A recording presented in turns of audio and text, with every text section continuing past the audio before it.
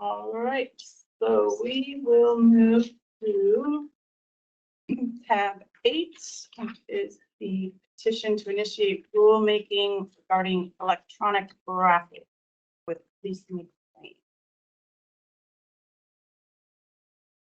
Tab 8 is a petition that we received in October from the nonprofit organizations affiliated with the major sports teams. They are seeking a number of different changes to the electronic 50/50 raffle system. These changes relate to the use of an internal random selection, the possibility for early sales prior to entry to the sports venue, to the possibility to offer prize variations, such as, for instance, to not only offer the big prize, but also offer like a signed jersey or tickets to a concert, and then some ticket price variations, for instance, to offer some early bird pricing or the like. The other thing that they requested of us, and we agree with, is that after a year of this operation, perhaps we could both look into the rules on electronic raffles. Maybe there's ways that we could simplify things, make sure that things are working the way they're supposed to work. And so overall, just opening up that whole chapter to see if there's any amendments that need to be made.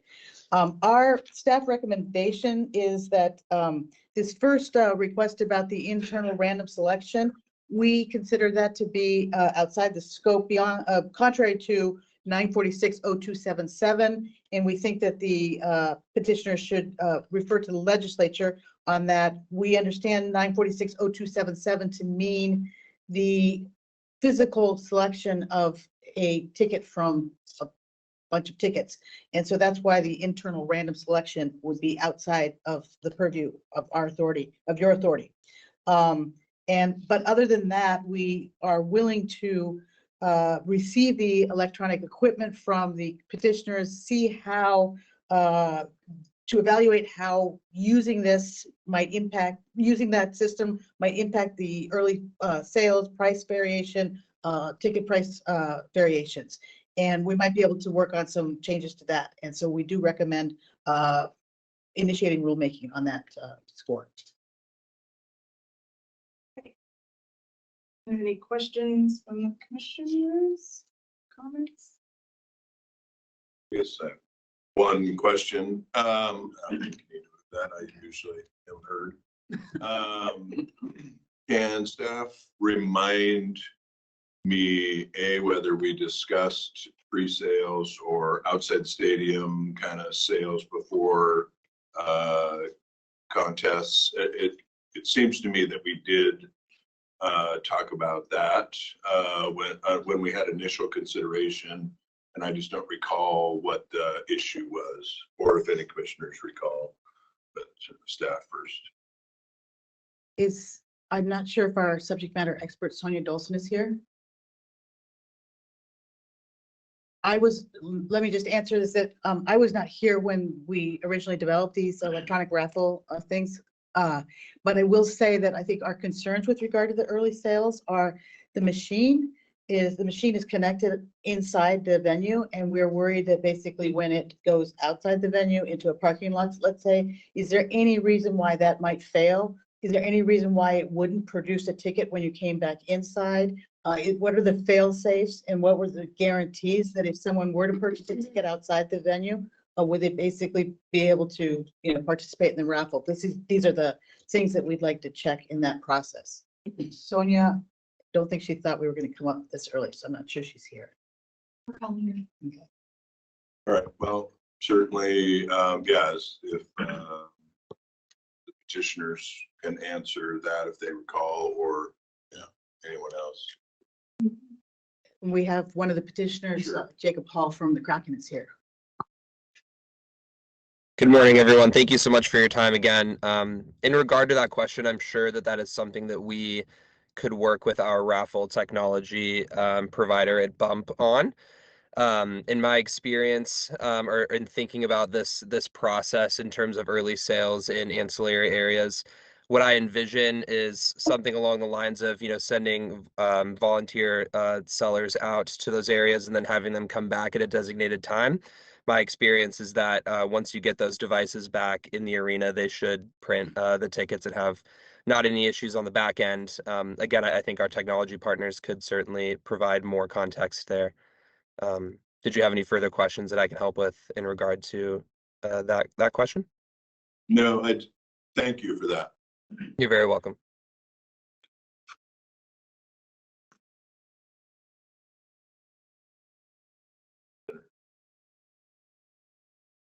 Sonia's on her way. Yeah, I have a question about early cells here. You have to be at the stadium to participate in the cell, right? This is not an idea that you could sit at home, watch the game and participate. I mean, this is early cells is, I presume is only for people who are attending the game physically, right? I guess that's a question for Jacob Hall.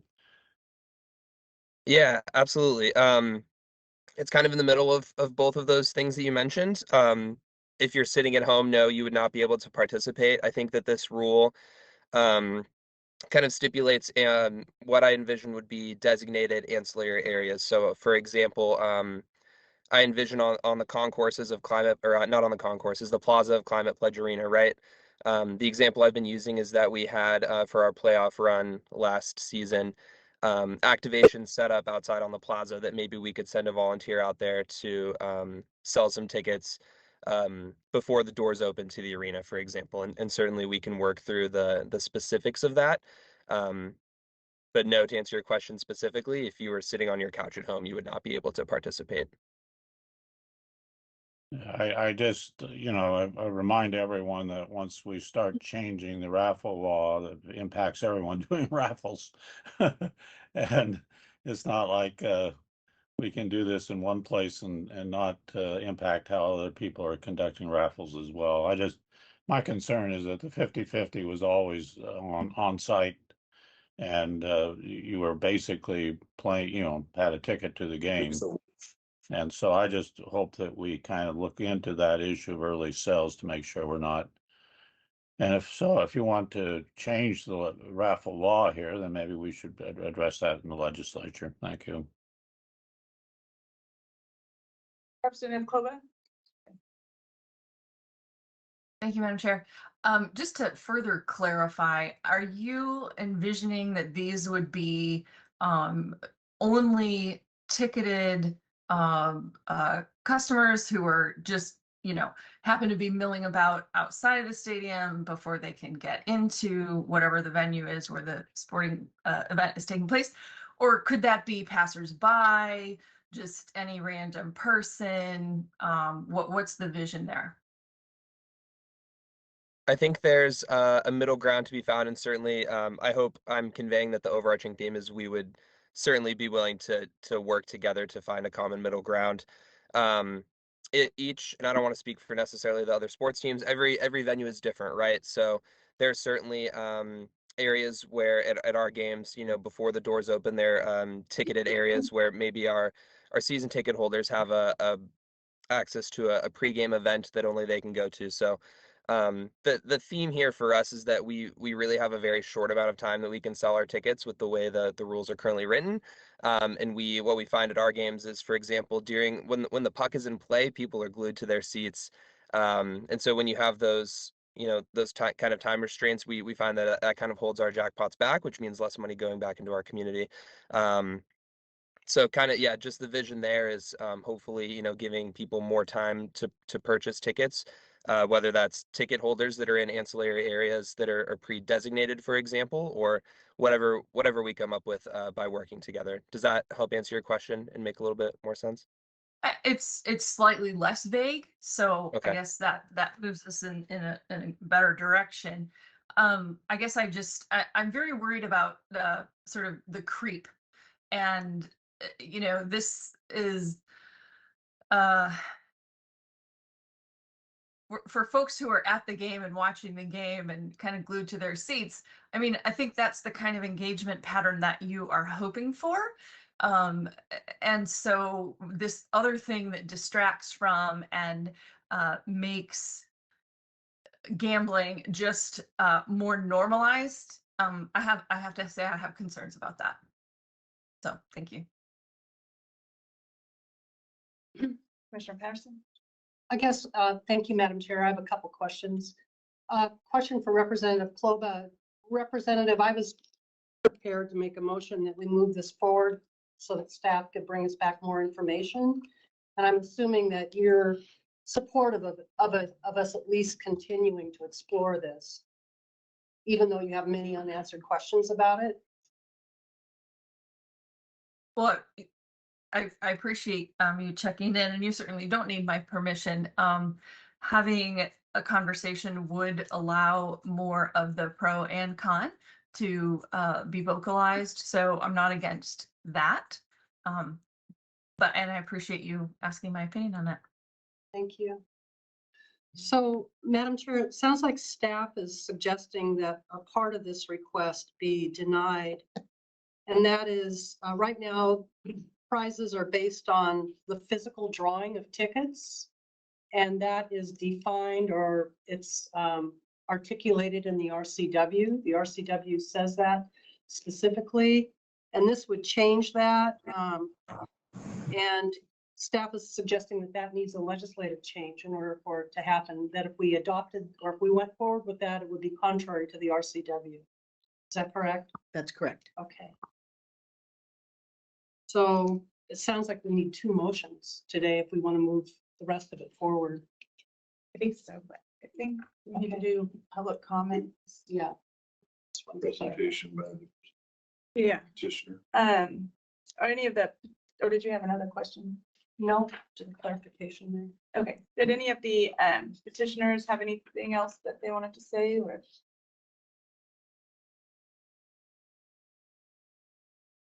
I can jump in if there are any specific questions. Would this be a good time to discuss the different prizes that we alluded to in our letter that I believe is being looked at?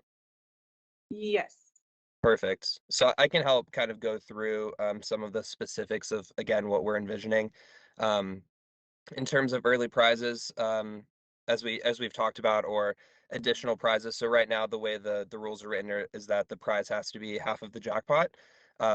What we see in other jurisdictions is that they'll add additional prizes to that. So it might be merchandise, it might be an experience. We find that a lot of our participants or people that we're trying to get to participate maybe don't, because there's only one winner and they don't think that they're going to win. And so the idea here is to get more people to participate because there are additional prizes being offered. So for example, there are multiple ways to do it, but we have our ticket bin where we do our manual drawing. Maybe at puck drop at 7 o'clock, we say, hey, we're going to draw a ticket for a team signed hockey stick, for example. We draw that ticket, we take the photo, we announce it, we put it on our website and say, hey, if you have ticket number XYZ, you won the team signed stick. We would put that back in the bin. They would technically still be eligible for the half of the jackpot prize. They would have to have incredibly good luck to win it, but they certainly would still be eligible. We would proceed to, before the end of the game, draw that winning ticket for half of the jackpot and announce it as usual. You can go any number of directions with that. You could do that. You could do, at the end of the game, draw 2 tickets. Just the idea there is to get more people excited and participating because they have a chance to win something other than half of the jackpot. I guess I'll stop there. Are there any questions based on that? Looks like Senator Conway might have a question. Okay. Yeah, the tickets are dollar tickets. Is that right? Or am I assuming they're more than that? They're more than that. We sell our tickets at multiple price points. So I can run through those quickly if you would like. They are 1 ticket for $10, 10 tickets for $20, 50 tickets for $50, or 200 tickets for $100. So depending on how much you spend, you can get more chances to win. And can you give me an idea of what your how many tickets you've been selling at these games? Absolutely. It varies. Excuse me. On Monday night, this is a broad generalization, I guess I would say. We had around 20,000 to 30,000 tickets in our bin. Depending on our more popular nights, which are usually Friday and Saturday nights, we can have 80,000 to 100 tickets in there. So it's a lot. Your odds vary based on how many tickets are sold on any given night. Right. So in terms of the contributions you're making, what is the, is it $20,000. Wow, what is the? Right. Our jackpots right now, they vary. I would say they average between $20,000 and $30,000. Again, on any given night, it can, if it's a specialty theme night, if fans are just feeling excited. Last Saturday night, we had a ticket pricing special where our jackpot finished at $41,000. During our playoff run, we had jackpots as high as $134,000. So it varies greatly. Yeah, very good. Thank you. Representative Kloba? Thank you, Madam Chair. When you talk about, getting people excited and participating, this is a sporting event, so it's not excited and participating in a sporting event and developing their, fan loyalty. This is excited and participating in gambling, which, it sounds like more and more emphasis on that and less emphasis on the actual game that's happening in the stadium. That's a little concerning. Do you, kind of following along Senator Conway's comment, it would be very helpful, I think, in the furtherance of the discussion in the future, if you can, and this goes for all of the teams, I think, who are advocating for this, if you can show us your financials in terms of what are your revenue sources for your charitable operations, how much of that money is coming directly out of the pockets of your fans, how much of it is coming from, the corporate side of things, that would be very helpful. Absolutely. I'll be straightforward. I did not come prepared with that today. We did just recently, we did just recently submit to Donna Canassa our annual qualification guidelines, and I think that will provide a lot of what you're looking for. I do want to say I hear your points about potentially this blurring the line of getting fans excited about the game and getting excited about gambling. I think of it somewhat differently. Again, and we can dive deeper into the numbers at another time. I think of this a little bit about getting people excited about our foundation and the work that we're doing by raising this money, rather than getting them excited about gambling per se. What I tell people all the time is by participating, you're making a donation to our foundation and by extension, our community where this money gets sewn back into. But thank you for that point. I certainly hear it. Yeah, and I certainly didn't expect to have that information Okay. in hands, and it would be, more detailed information we'd like to take a look at. But, I really, getting people excited about the right things. Do you have an opportunity for people at the stadium? Is there an ask for the charitable program? Is there information somewhere, where people can see it, like, this is what we do here, make a donation? Is that something you're actively involved in? Absolutely. Yes. We have flyers on our raffle sales kiosks. We have a video that plays pregame and can be found at our website, which I'm happy to send you at any point in time. This year we introduced banners kind of introducing our specific foundation's 3 pillars and where that money goes to. There are plenty of resources. Yes, we're always trying to make sure people know that this is an opportunity to support our foundation. Thank you. Absolutely. Okay, are there any other questions or comments from commissioners? Right. Did you have anything else, Jacob, or? I can talk quickly about, I believe there was another point in that letter about the ticket pricing variations. And just kind of, there's a rule in there. I won't recite the WAC. I believe that it is. We're required to have a 1 ticket price point right now, which is we have a 1 ticket for $10 option. So I believe the way the rule reads is you can't require someone to purchase more than 1 ticket. We kind of find that rule is holding us back a little bit in terms of being able to increase those jackpots and give people more opportunities to buy more tickets and get better value on their dollar. I can provide the stats to back this up at a later point in time. We find that maybe 20 to 30 people a game are purchasing that 1 for $10 price point that we offer.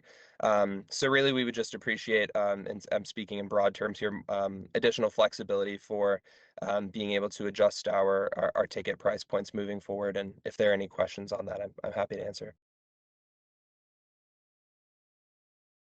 Thank you. Any questions? Anybody? Any questions? All right, not seeing any questions. Is there anything else? Sure. I'm gonna take that at the end after, make sure Jake is done. You're good? Okay, is there any other public comment from anybody? I believe Alicia Fosberg just signed in and she had wanted to testify as well virtually. Okay, Alicia Fosberg, are you here? Or Ashley, I'm sorry. Or I guess Ashley, I'm sorry.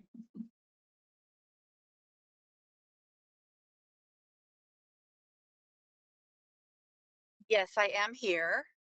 I'm sorry I'm not able to be on camera. My name is Ashley Fosberg. I'm the Vice President of Philanthropy for Seattle Sounders FC, and I'm the Executive Director of Rave Foundation, and we run the 50/50 raffle at Lumen Field. And we would like to testify that being able to extend the raffle beyond the footprint of Lumen Field would greatly improve our ability to fundraise, including many pre-match events that we host in Pioneer Square and at the 90, which is our pre-match facility 1 block away from Lumen. And we would appreciate your consideration to help us improve our fundraising goals and increase our capacity to benefit the community. Thank you. Thank you, Ashley. Does anybody have any questions for Ashley? I have a question. When you say pre-match, is that within an hour of the match? Is that what you're talking about? Within 2 hours of the match or the day before? What is that? Yes, it is within 90 minutes of the match. We have activities that start in Occidental Park, and fans move from Occidental Park, which is about 1.5 blocks away from Lumen Field, to Lumen Field collectively as a group. And so being able to administer raffle and sell raffle tickets there would be a great benefit. So yes, same match day, about 90 minutes prior to kickoff time. Thank you. Thank you. All right, is there any other public comments? Nothing. Okay, any other comment from any commissioners, or we have a motion? But it's not the same one that somebody else said they were going to make, so I'm not first in line. Right, Commissioner Patterson had. You're welcome to be first if you'd like. All right. Okay. Go for it. I think we need 2 motions. All right. My motion would be to deny the petition, and I don't know if I need a second to talk on that, or I can describe my feelings. All right. So this feels, and I truly appreciate the benefits of this electronic raffle and how that is working out for the teams that have been able to utilize it to this point. I know that we just did an expansion at the meeting in September that I wasn't able to attend. So now we're going to have minor league teams that will be participating, utilizing this same bank of rules. So for me, it feels like this is certainly premature because of the expansion, because again, we have whatever, a little over a year, around a year of experience with this. And on top of that, one of the key things, and I think I'm going to go out a little bit on a limb here, but I think the most important thing that the providers of these raffles really feel like would be the biggest kind of impact for them would be the random number generation, which is beyond our purview and is the purview of the legislature. So if in fact at some point they're going to ask the legislature to delve into that and potentially change the RCWs around the process of running the raffle, I think that we end up, if the legislature makes a change, we end up having to go through and change a bunch of our rules as a byproduct of that change in the statute.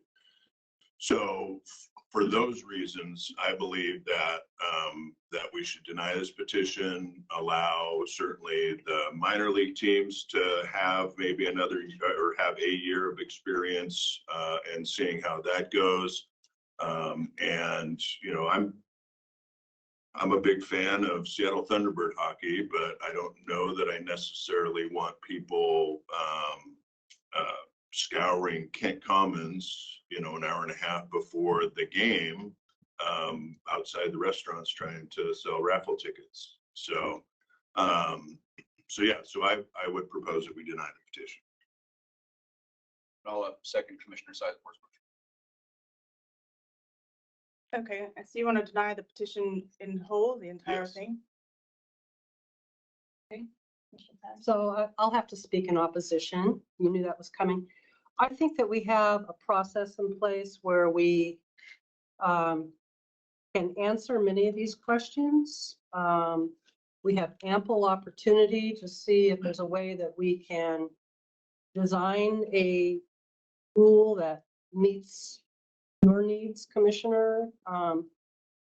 And I think, in my opinion, it's too early to deny that.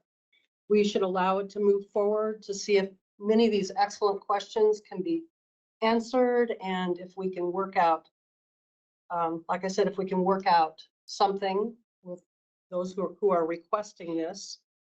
And like I said, we have ample opportunity to vote this down or to not move forward over the course of the next 3 months. Is that right?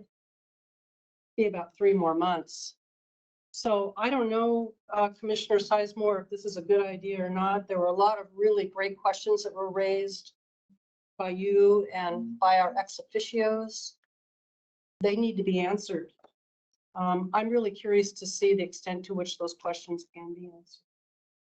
So because I'm not ready to say no at this time, which doesn't mean who knows what will happen in 2 or 3 months, I would suggest that we deny your request.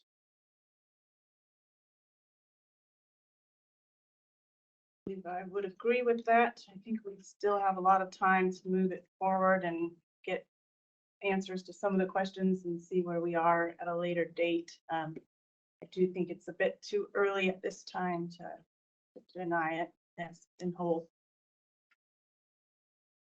Are there any other comments or commissioners?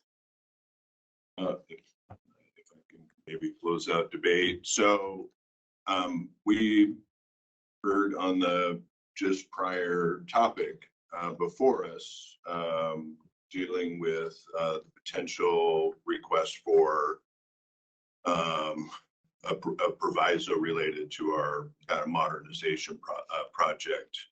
And, you know, and I think I was aware of this maybe 6 weeks ago. Essentially, a quarter of our staff are dedicating 40% of their work week. And that's assuming they actually only work 40 hours. I'm pretty sure most of them work way more than that. So a high percentage of the focus concentration of the agency is really about dealing with this legacy system that we have that is truly, you know, at risk of a catastrophic failure at any time. So taking our eye off of that, or taking our staff's eye off of that, I think is not what we should be doing. And yeah, I just think that we are way premature. I think that if we were to go down this path, we end up utilizing a bunch of staff time. If a legislative change is made, we end up having to redouble our efforts there. They're doing really good things with the revenues that they're generating. I think we need to just roll as is for a while. Thank you for allowing me to respond. So I'll go ahead and make a comment here. There were a couple of things that I heard in the discussion today that were alarming to me. One was the offsite sales issue. Pioneer Square is near Lumen Field, but not that close. And that has me concerned the idea of also, allowing sales to people on the plaza, how do you restrict that to ticket holders? I mean, someone who lives near Climate Pledge Arena could theoretically go to the plaza, buy a 50/50 ticket, and then go back to their apartment. So that has me concerned. The other thing that has me concerned is something that Representative Kloba brought up, which is wanting more financial information about how much of the money generated by fans to the charitable foundation, or how much money is going to the charitable foundation from fans versus how much of the money is coming from the organization itself to the charitable foundation. And I think that there's a problem there if the majority of the contributions to the foundation are coming from the fans as opposed to the organization itself. And just looking at the ticket prices that were mentioned, quick math, if I know that there's 44 Kraken home games a year. I buy one ticket every time. I'm a season ticket holder. I buy one ticket every time. That's $10. That's a $440 contribution to the foundation. And if I was doing my taxes later, the tax lawyer in me says, well, I would need a receipt for that so that I could claim it on my taxes. Whereas I could just go ahead and on my own donate $440 to the Kraken Foundation without having to buy a 50/50 ticket. So I think that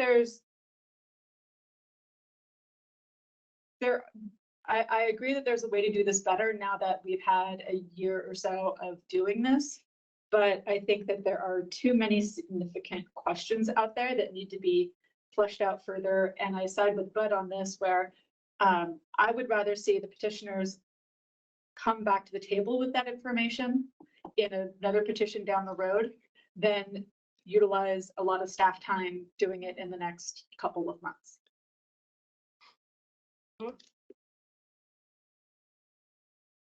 Okay, Mr. Parson. Right.